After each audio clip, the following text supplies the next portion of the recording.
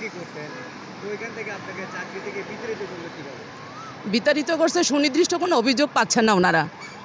Principal যখন দায়িত্বে ছিলেন মাওলানা জয়নাল আবেদিন, তখন তিনি আমাকে ডেকে নিয়ে বলছেন ৯ নভেম্বর রোজ মঙ্গলবার ছিল, ২১ সালের ৯ নভেম্বর মঙ্গলবার উনি আমাকে মিটিং শেষে বলল যে অফিসে আসেন দেখা করেন।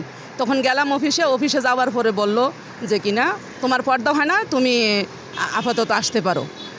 তো কিন্তু আপনাকে যে এখানে বিভিন্ন ধরনের নোটিশ করলো, আপনার তদন্ত রিপোর্ট দিল, ওই তদন্ত রিপোর্টের ভিত্তি কি? ওই তদন্ত রিপোর্ট আমি সরাসরি চাকরিটা ফেরত পাওয়ার জন্য, যেহেতু আমার ৪৫ বছর প্লাস, আমার আর অন্য কোথাও চাকরি করার মতো এনার্জি নাই। আমি এই প্রতিষ্ঠানে মানে জিরো থেকে হিরো হয়েছি, অতএব আমার অন্য কোথাও যাইয়া যে আমি আবার জিরো থেকে হিরো হব ওইরকম বয়স এবং শরীরে এনার্জি সকল কিছুই আমি এই প্রতিষ্ঠানে দিয়ে দিছি। অতএব আমার আর অন্য কোথাও কোনো চাকরি করার কোনো নাই।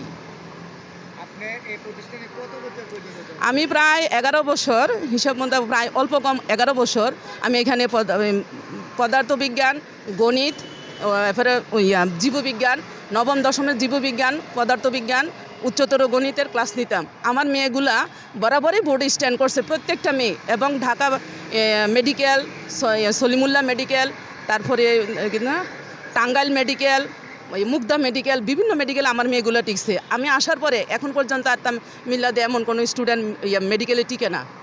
হ্যাঁ, এখন আপনার যে জামাত ইসলামী ওনার সাথে সাক্ষাৎ করতে চান কিনা?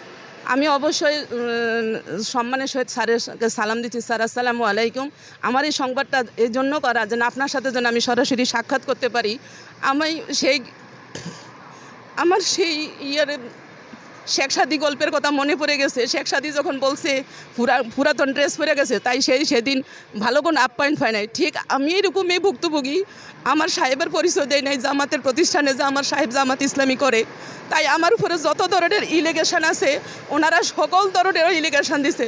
স্যার, আপনার কাছে আকুল আবেদন আমার চাকরিটা পুনরায় ফেরত দেওয়ার জন্য, এবং আমার উপরে যে 12-13টা ইলিগেশন আনছে এগুলা সম্মানের সহিত পুনরায় তদন্ত করার জন্য।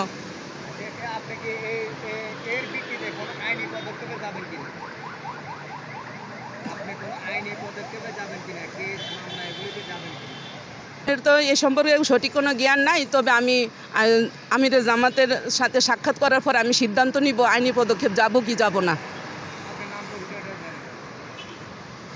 নাম পরিচয়? আপনার নাম হ্যাঁ। পরিচয়টা দেন। আসসালামু আলাইকুম। আমি ফারজানা আক্তার, তামরিল মিলাদ কামিল মাদ্রাসা টঙ্গী ব্রাঞ্চের পদার্থবিজ্ঞানের সহকারী শিক্ষিকা। আপনার বাসা কোথায়? আমার বাসা মিলাদের ট্রাস্ট এরিয়ায়, বালাদিন আমিন ট্রাস্ট। আচ্ছা, আপনার হাজব্যান্ড কি জামাতের কোনো পদবীর সাথে যুক্ত আছে কিনা? এটা তো আগেও বলি নাই, এখনও বলতে চাই না জামাতের সাথে আছে কি না।